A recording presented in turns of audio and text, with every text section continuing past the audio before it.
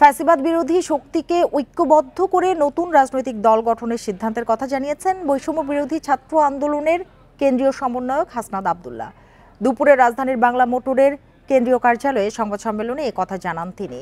জনসমর্থন আদায়ে নতুন বাংলাদেশ নামে সপ্তাহব্যাপী কর্মসূচি ঘোষণা করে হাসনাত বলেন, শুধু হাসিনা সরকারের পতন ঘটেছে, কিন্তু চূড়ান্ত বিজয় এখনো হয়নি।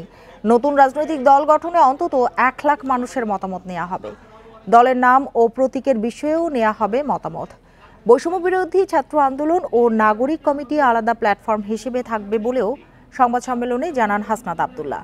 পরে জাতীয় নাগরিক কমিটির আহ্বায়ক নাসির উদ্দিন পাটোয়ারি বলেন, চলতি মাসের মধ্যেই নতুন দল আত্মপ্রকাশ করবে।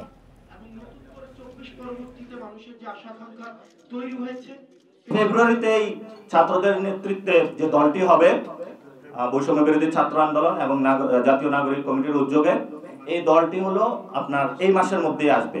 আমরা যে প্রক্রিয়াতে এগোচ্ছি সেখানে আসলে উপদেষ্টা থেকে দলে অংশগ্রহণের সুযোগ থাকবে না। যদি দলে অংশগ্রহণ করতে হয় অবশ্যই উপদেষ্টার পদটা তাকে ছাড়তে হবে।